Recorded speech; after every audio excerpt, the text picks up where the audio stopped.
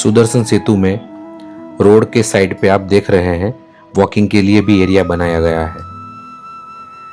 हमारे दर्शन हो गए हैं, बहुत ही बढ़िया दर्शन हुए। सामने आप जो सामान घर देख रहे हो वहाँ पे आपको मोबाइल रख देना पड़ेगा। यह मंदिर अपनी अनोखी पौराणिक कथा के लिए जाना जाता है। ये आप देखिए मेरे पीछे नजारा, बहुत ही सुंदर नजारा है। ठंडी हवा चल रही है। भगवान शिव का नागेश्वर ज्योतिर्लिंग के रूप में लिंग है।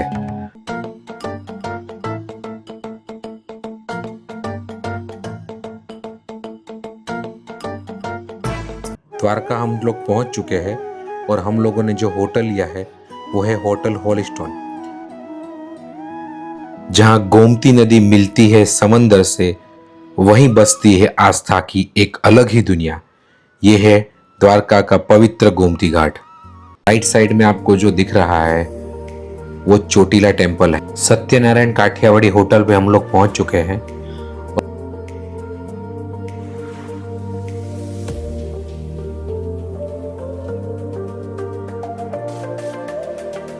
द्वारका में सिर्फ द्वारकाधीश टेम्पल ही नहीं बल्कि यहाँ से कुछ दूरी पर स्थित रुक्मणी माता का ये मंदिर भी बेहद खास है।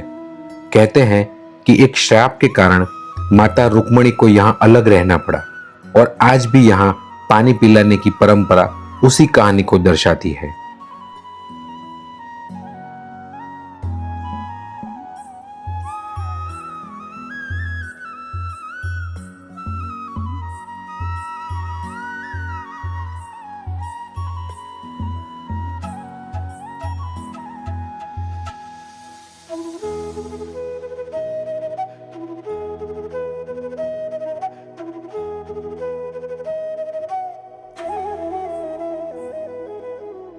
ध्यान से सुनिए, यहाँ के जो पंडित जी है वो यहाँ का इतिहास और कथा सुना रहे हैं। भगवान की अष्ट रानी में बड़ी रानी साक्षात माता लक्ष्मी, माता रुक्मणी। दर्शन करके जब आप सामने उतरेंगे सबको वहाँ जल का, पानी का प्रसाद पीना। मंदिर का मुख्य प्रसादी जल है, पानी है। तो इसी मंदिर में आने वाले यात्री यहाँ जल अपने पितरों के लिए दान करते हैं। भगवान कृष्ण, माता रुक्मणी दोनों विवाह के बाद, शादी के बाद अपने गुरु दुर्वासा ऋषि को द्वारिका में भोजन कराने, खाना खिलाने लेके आ रहे थे। आधा रास्ता पार करने पर माता रुक्मणी, भगवान कृष्ण दोनों ने बीच रास्ते में पानी पिए, जल पिए, पर गुरु दुर्वासा ऋषि को जल नहीं पिलाए।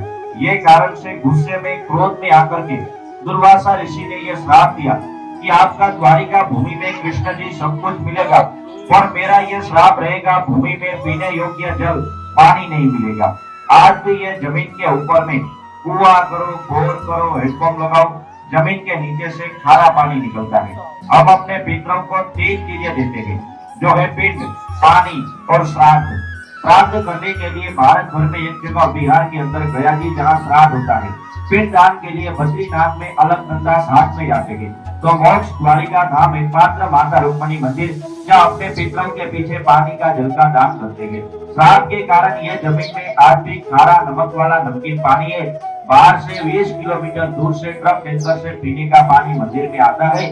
उसमें से बने कि अपने घर में, परिवार में, कुटुंब में से जो 7 पीढ़ियों में जो छोड़ के चले गए उन पितरों निमित्त एक दिन के लिए जल का दान कर सके, जो सुबह से लेकर रात तक पानी पीवे, जिसमें गाय, माता, पशु, पंछी, साधु, सन्यासी, आने जाने वाले हजारों यात्री जल पीवे, वो एक टैंकर का 1000 रुपया खर्च लगता है। कोई आधे दिन के नाम से जल का दान करते हैं, उसका 500 रुपया लगे।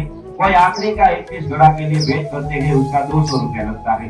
वो भी आपको दर्शन के बाद आपका मन हो कि सारा जीवन हर जगह अपने लिए लगाए दिए, तीर्थ में अपने पितरों निमित्त पानी के लिए दान करता हूँ, तो अंदर काउंटर में भेंट करना, उसका आपको मंदिर से कुमकुम और प्रसाद मिलेगा।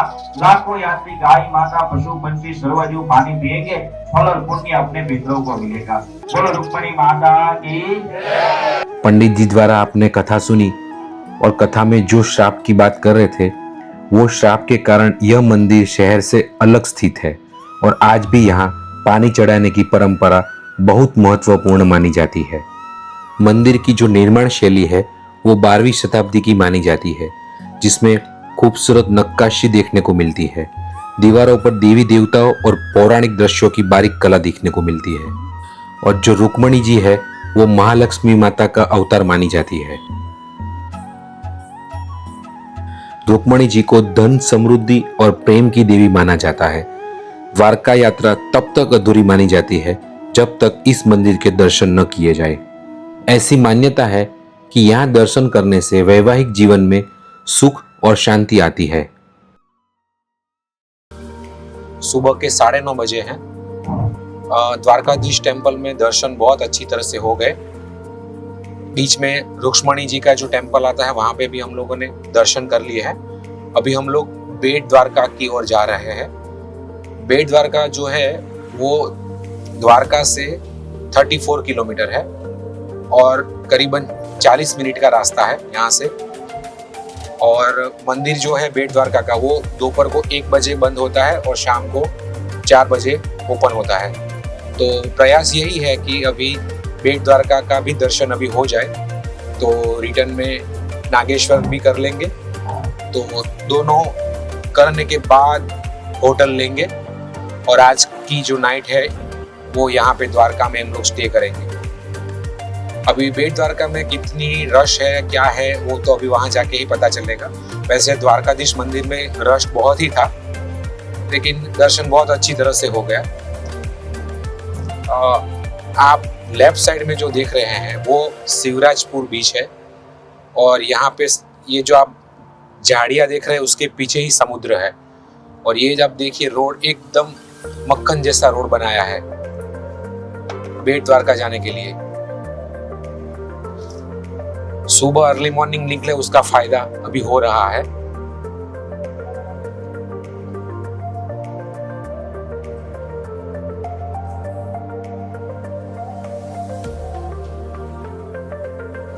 देखिए समुद्र का जो पानी है अब देखिए कहां तक आ गया है।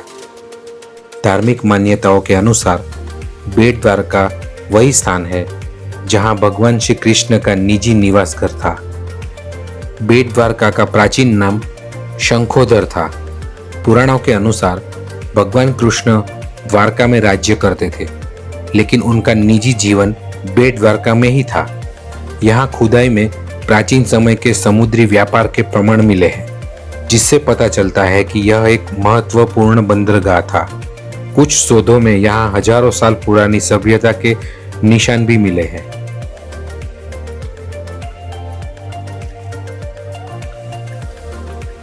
देखिए ये जो ब्रिज बना है अभी नया ही बना है। ये द्वारका से बेट द्वारका के लिए कनेक्टिंग ब्रिज बनाया है इन लोगों ने।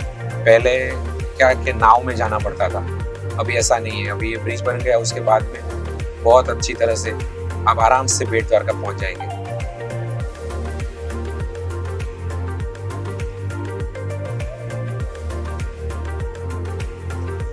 ये जो ब्रिज है उसका नाम है सुदर्शन सेतु।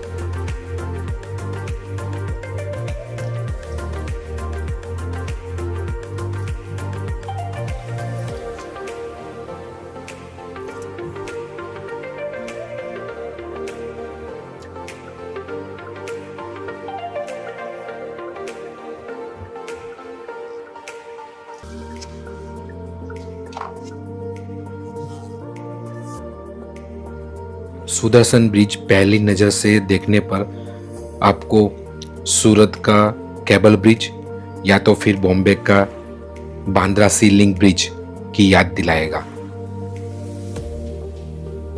बहुत ही बढ़िया कंस्ट्रक्शन और बहुत ही सुंदर ब्रिज बनाया गया है। डिफरेंस सिर्फ आपको यही दिखेगा कि ये जो सामने मोरपंख बनाया गया है ब्रिज के ऊपर, उसकी वजह से आपको पता चल जाएगा कि ये सुदर्शन सेतु है। यहाँ पर सब लोग गाड़ी पार्क करके फोटोग्राफी और वीडियोग्राफी कर रहे हैं। सामने आपको जो दिख रहा है वो जेटी है। पहले जब यहाँ बहुत सारी जेटियाँ चलती थी तो आपको जेटी में बैठने के लिए वहां तक जाना पड़ता था।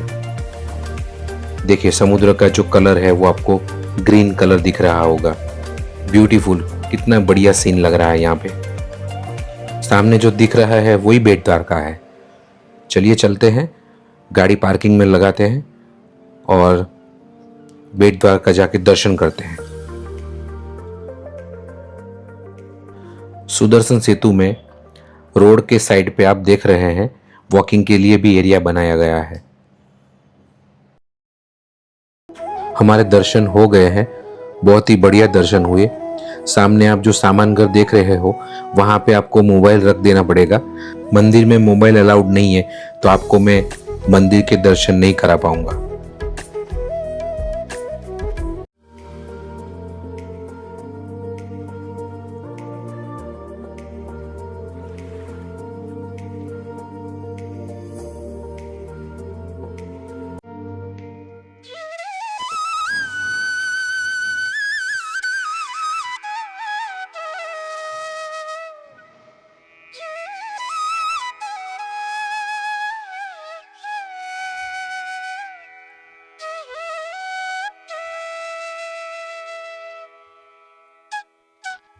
अभी हम लोग पहुंचे हैं हनुमान डंडी टेम्पल। बेट द्वारका में 2-3 और टेम्पल है, उसके लिए हम लोगों ने ऑटो रिक्शा कर लिया है। हनुमान डंडी टेम्पल हनुमान जी और उनके पुत्र मकरध्वज को समर्पित है। यह मंदिर अपनी अनोखी पौराणिक कथा के लिए जाना जाता है। मान्यता है कि मकरध्वज का जन्म बहुत ही अद्भुत तरीके से हुआ था। जब हनुमान जी लंका से लौट रहे थे तब उनके शरीर से गिरी पसीने की बूंद को एक मछली ने निगल लिया, जिससे मकरध्वज का जन्म हुआ। कथा के अनुसार अहिरावण राम और लक्ष्मण को पाताल लोक में ले गया था। जब हनुमान जी उन्हें बचाने पहुंचे तो द्वार पर उनकी मुलाकात मकरध्वज से हुई, जो पाताल लोक के रक्षक थे। दोनों के बीच युद्ध हुआ, लेकिन बाद में हनुमान जी ने अपनी पहचान बताई और मकरध्वज को आशीर्वाद दिया। यह हनुमान जी के साथ उनके पुत्र मकरध्वज की भी पूजा होती है। अभी हम बेट द्वारका पे खड़े हैं और आप जो सामने देख रहे हैं ये बेट द्वारका का समुद्री तट है। देखिए कितना बढ़िया है। आपको दिख रहा होगा 2 कलर का पानी दिख रहा है। देखिए एक दूर वाला जो है वो ग्रीन दिख रहा है और यहाँ पे आप देखिए थोड़ा अलग कलर का पानी दिख रहा है। और अभी मैं जो खड़ा हूँ ये सुदर्शन ब्रिज है, जो अभी नया अभी बनाया है वही है। और ये देखिए इस तरह से ब्रिज का निर्माण किया गया है। तो पत्थर के अंदर कार्विंग करके सब बनाया गया है। आप कहाँ पे खड़े हो, बेट द्वारका का फेरी पॉइंट कहाँ पे है, पार्किंग कहाँ पे है, मंदिर कहाँ पे है, ये पूरी डिटेल इसमें बताई गई है।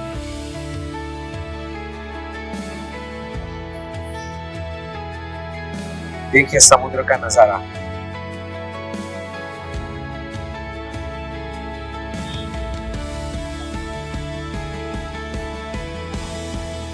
अभी जो मैं खड़ा हूँ ये सुदर्शन ब्रिज है।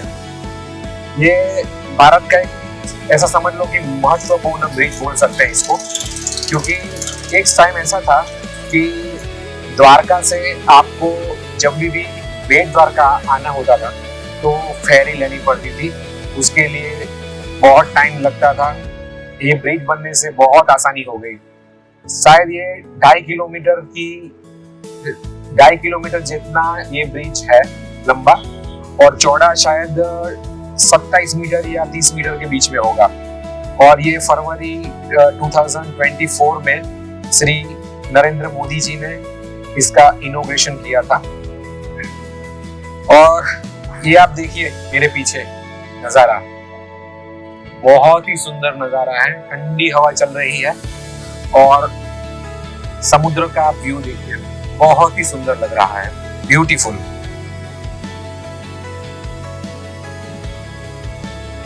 ये ब्रिज बनने से इतना फायदा हो गया कि लोग गाड़ी लेके सीधा बेट द्वारका जो कृष्ण भगवान का जो टेम्पल है वहां तक आ सकते हैं। और ये देखिए बीच के दोनों सिरों की ओर आप देखिए वॉकिंग ट्रैक भी बनाया गया है, तो आप यहाँ पे वॉक करके भी यहाँ पे ब्रिज का जायजा ले सकते हैं। बहुत ही सुंदर ब्रिज बनाया है। और ये पुल के जो किनारे हैं वहां पे भगवान श्री कृष्ण के श्लोक और सब चित्र वगैरह लगाए गए हैं। और यहाँ का जो नजारा है रात में बहुत ही बढ़िया आता है। रात में लाइटिंग में ये नजारा बहुत बढ़िया लगता है। तो सामने आप जो देख रहे हैं ये सब फिशिंग बोट्स है। इसके ऊपर आप देख रहे होंगे कि इंडिया का फ्लैग लहरा रहा है। ये बेट द्वारका जो है वो कृष्ण का निवास स्थान माना जाता है।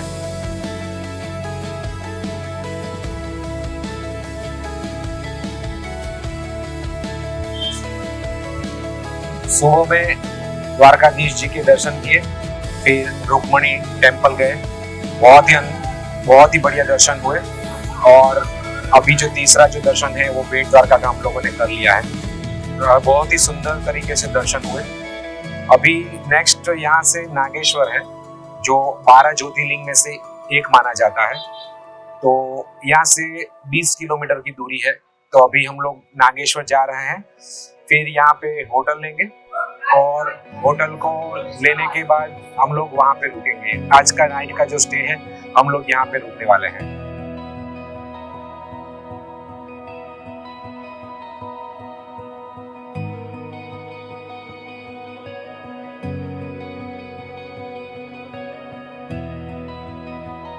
चलिए चलते हैं यहाँ से नागेश्वर टेम्पल की ओर। नागेश्वर जाने के लिए द्वारका वाला जो रूट है वही आपको वापस लेना पड़ेगा, लेकिन आपको द्वारका तक नहीं जाना है। आगे से 2 रास्ते आएंगे, आपको लेफ्ट साइड जाना है, वो सीधा रास्ता नागेश्वर की ओर जाएगा। और बेट द्वारका से निकलते ही आप देखिए छोटे छोटे ऐसे फिशरमैन के हाउसेस दिखेंगे आपको। और ये देखिए बोट बनने का काम चल रहा है, ये लोग साइड में बोट भी बनाते हैं। और ये सामने दिख रही है वो बोट रेडी भी है, देखिए। ऐसा आपको जब सोमनाथ और वेरावल की ओर जाएंगे तब भी ऐसा ही दिखेगा। नागेश्वर जाने के लिए जो रास्ता है वो सिंगल लेन है और रास्ते पर देखिए ज्यादा ट्रैफिक नहीं दिख रही है। कार को मैंने 80 पे क्रूज पे रख दिया है और लहराते हुए हम लोग मंदिर की ओर आगे बढ़ रहे हैं।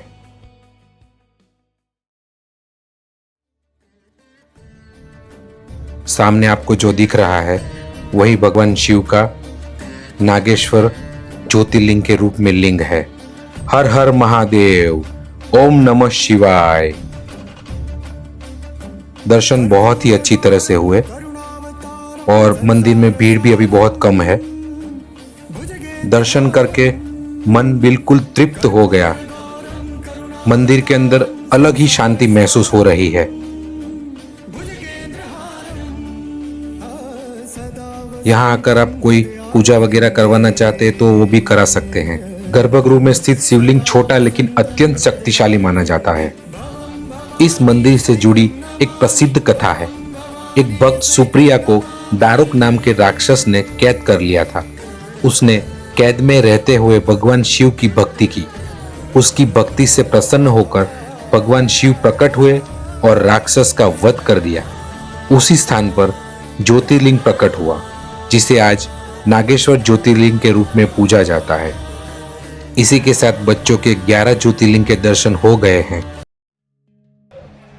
सौराष्ट्रे सोमनाथं च श्रीशैले मल्लिकार्जुनम् उज्जैनं महाकालेशं ओंकारं ममलेश्वरं परल्यां वैद्यनाथं च डाक्यानां भीमशङ्करं सेतुबन्धे तु रामेशं नागेशं दारुकावने वाराणस्यं तु विश्वेशं त्र्यम्बकं गौतमी तटे हिमालये तु कैलासं कृष्णेशं च शिवालये एतानि ज्योतिर्लिङ्गानि सायं प्रातः पठेन सत्त्वजन्मकृतं पापं स्मरणेन विनश्यति।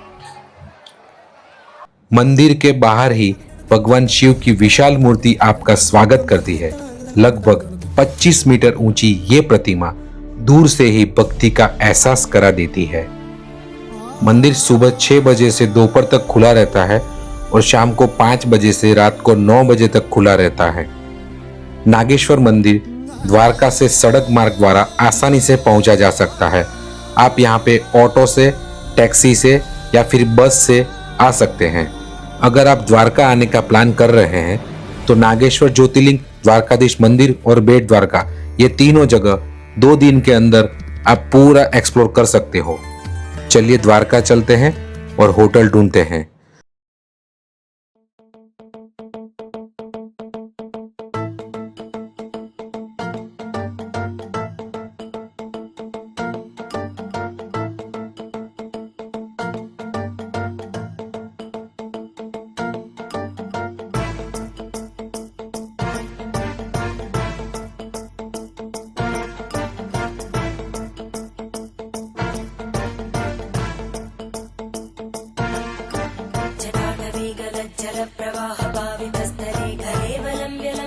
भुजङ्गमालिकां डमड्डमड्डमड्डमन्निनादमड्डमर्वयं चकार चण्डताण्डवं तनोतु न शिव शिवम्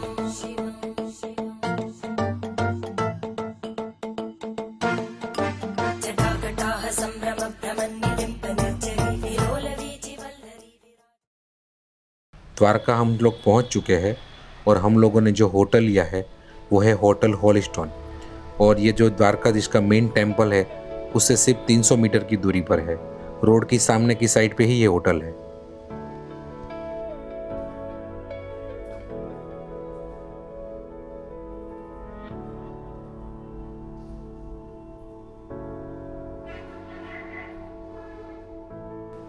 चलिए आपको रूम टूर दे देता हूं। ये जो रूम है वो मुझे 3000 रुपीस में पड़ा है। इसमें एक किंग साइज बेड है और एक क्वीन साइज बेड है।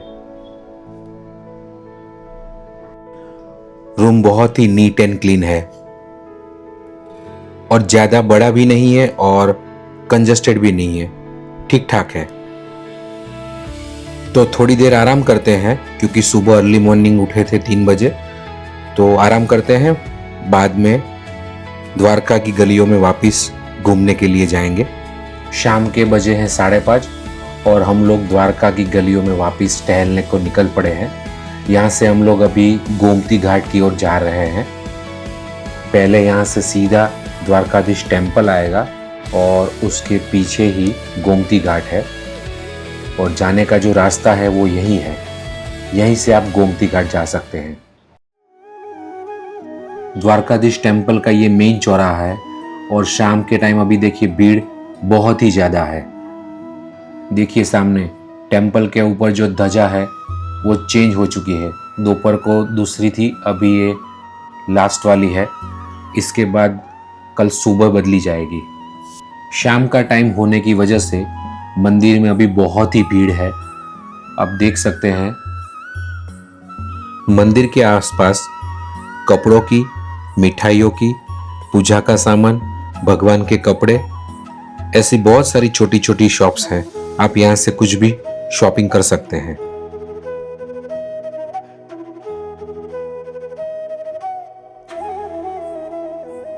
आस्था, शांति और खूबसूरती का संगम, यही है गोमती घाट। पहले यहाँ पे ब्रिज हुआ करता था, लेकिन अभी वो ब्रिज नहीं है। पहले हम लोग ब्रिज क्रॉस करके सामने की ओर भी जा सकते थे। मान्यता है कि यहाँ स्नान करने से पापों का नाश होता है। भगवान श्री कृष्ण से जुड़ी यह जगह बहुत पवित्र मानी जाती है।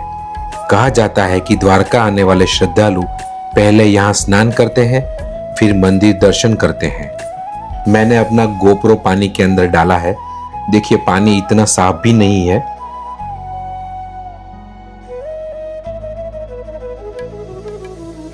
यह वही जगह है जहां गोमती नदी समुद्र में मिलती है। धार्मिक रूप से इसका बहुत बड़ा महत्व माना जाता है और आप यहां से सीधे द्वारकाधीश टेम्पल भी जा सकते हैं। घाट पर आपको शंख, सीप और पूजा सामग्री बेचने वाले भी मिल जाएंगे। यहाँ की 56 सीढ़ियां और आसपास के छोटे छोटे मंदिर इस जगह की सुंदरता को और बढ़ा देते हैं। सुबह का सूर्योदय और शाम का सूर्यास्त यहाँ देखने लायक होता है। एकदम सुकून भरा माहौल है। शाम को आरती का अनुभव भी काफी खास होता है। जहां गोमती नदी मिलती है समंदर से, वहीं बसती है आस्था की एक अलग ही दुनिया। यह है द्वारका का पवित्र गोमती घाट। चलिए अब चलते हैं यहां से द्वारकाधीश टेम्पल की ओर वापस।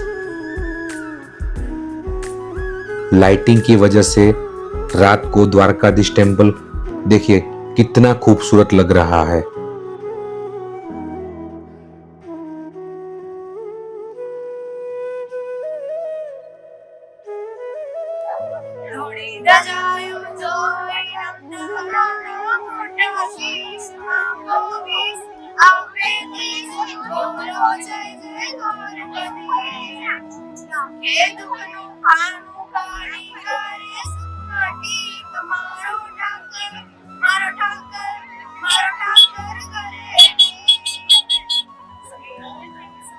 अभी बजा है रात के 9:30 और उपवास की वजह से डिनर तो करना नहीं था, तो बीच में हम लोगों ने फ्रूट जूस पी लिया था।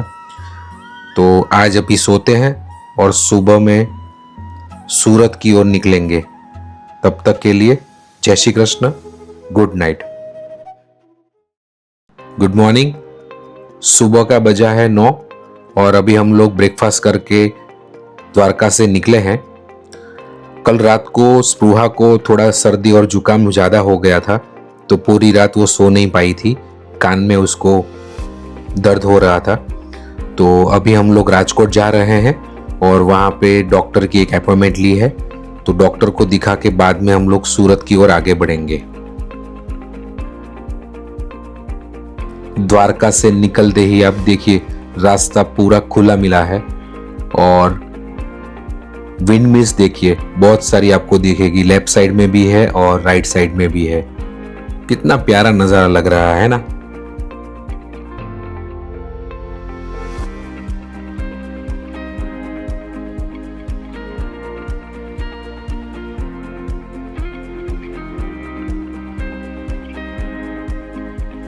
राजकोट से हम लोग दोपहर के 2 बजे निकले हैं। लंच हम लोगों ने घर पे ही कर लिया था और डॉक्टर को दिखा दिया, दवाई दी है। अभी बहुत ही उसको अच्छा लग रहा है। दवाई लेके पीछे वो सो गई है। एक्चुअली हम लोगों ने आज सोचा था कि सुबह निकलते वक्त हम लोग शिवराजपुर बीच घूमेंगे, लेकिन हर बार आप जैसा सोचते हो ऐसा होता नहीं है। अगली बार जब हम लोग द्वारका आएंगे तब शिवराजपुर बीच हम लोग कवर करेंगे। सूरत तक जो रास्ता है वो पूरा 6 लेन ही समझ लो। यहाँ से तारापुर चौकड़ी तक तो रास्ता 6 लेन है, फिर तारापुर से आप जैसे ही बोरसद आओगे वहाँ से आपको फिर NE4 मिल जाएगा, वो तो आपको 8 लेन मिलेगा। दोनों बच्चे पीछे सो गए हैं और मैं ड्राइविंग का मज़ा ले रहा हूँ। लंच करके निकले हैं राजकोट से, तो अभी तो कहीं रोकेंगे नहीं गाड़ी।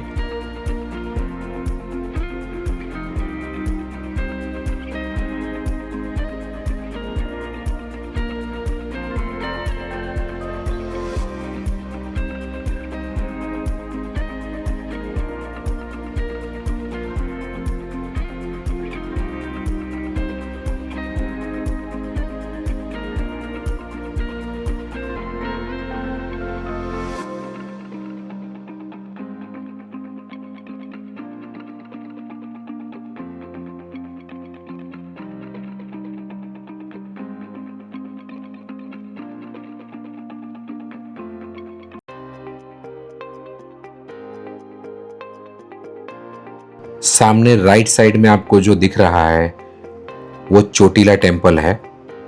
कभी इस तरफ आएंगे और टाइम मिलेगा तो हम लोग चोटीला टेम्पल भी जाएंगे।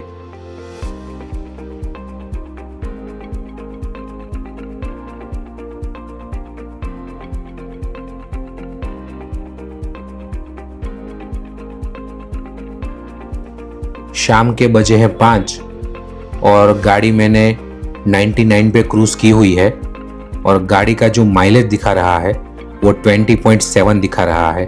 बहुत अच्छी माइलेज दे रही है अभी, क्योंकि रास्ता भी खुला है और हम आराम आराम से चल रहे हैं। शाम के बजे हैं 6 और अभी हम लोग बोरसद पहुंचे हैं।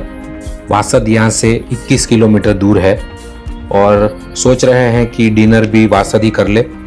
वासद चौकड़ी पे सत्यनारायण काठियावाड़ी करके एक रेस्टोरेंट है, वहाँ पे गुजराती खाना मिलता है। आगे 2-3 बार मैं वहाँ पे रुका हूँ, तो सोच रहे हैं कि डिनर अभी वहीं करते हैं।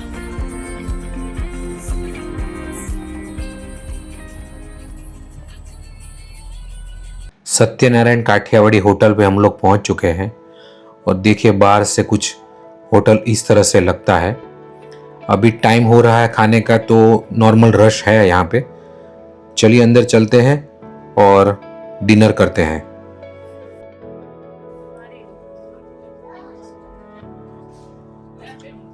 मैंने अपने लिए मंगाई है वघारेली खिचड़ी, साथ में कड़ी, और बच्चों ने मंगाई है मूंग की सब्जी, साथ में रोटी और बटर मिल्क। तन्वी को खाने की इच्छा नहीं थी, तो हम तीनों ही डिनर कर रहे हैं। चलिए डिनर फिनिश करते हैं, बाद में आपसे जुड़ते हैं। डिनर हम लोगों ने फिनिश कर लिया है। खाने में बहुत ही मज़ा आया। अभी यहाँ से सूरत 3 घंटे का रास्ता 175 किलोमीटर है, तो क्लास क्लीन करके फिर निकलते हैं।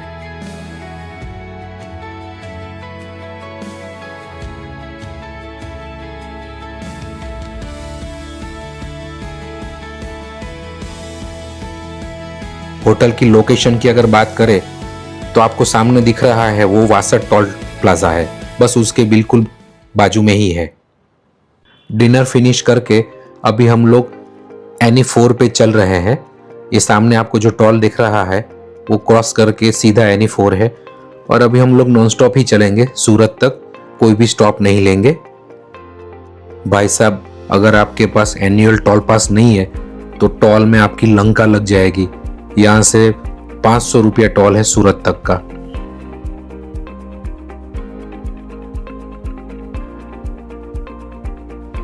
आखिरकार हम वापस अपने शहर सूरत पहुंच गए हैं। सफर पूरा हो गया, लेकिन दिल में जो शांति और सुकून द्वारका से मिला है वो अभी भी वैसा ही है। द्वारका की वो पवित्र हवा, मंदिर की घंटियां और समंदर की लहरों की आवाज, सब कुछ जैसे अब भी हमारे अंदर ही चल रहा है। ऐसा लगता है जैसे श्री कृष्ण हमें ये सिखाकर भेज रहे हैं कि जीवन चाहे कितना भी व्यस्त क्यों ना हो, मन में शांति और विश्वास बनाए रखना ही असली भक्ति है। सूरत की इस भागदौड़ भरी जिंदगी में अब हम वही शांति, वही ऊर्जा साथ लेकर आए हैं, क्योंकि ये यात्रा सिर्फ दर्शन की नहीं थी, ये एक एहसास था, एक जुड़ाव था। अब हम अपने घर लौट आए हैं, लेकिन द्वारका हमेशा हमारे दिल में बसी रहेगी, और जब भी मन पुकारेगा हम फिर वहीं खींचे चले जाएंगे। फिर मिलेंगे एक नई यात्रा के साथ। जय Shri Krishna and drive safe. This is smiles and memories with Yogi. मिलते हैं नेक्स्ट जर्नी में with new miles and new memories. Thank you for travelling along. Miles and Memories with Yogi will be back with another beautiful journey soon. Vande Mataram. Jai Shri Krishna.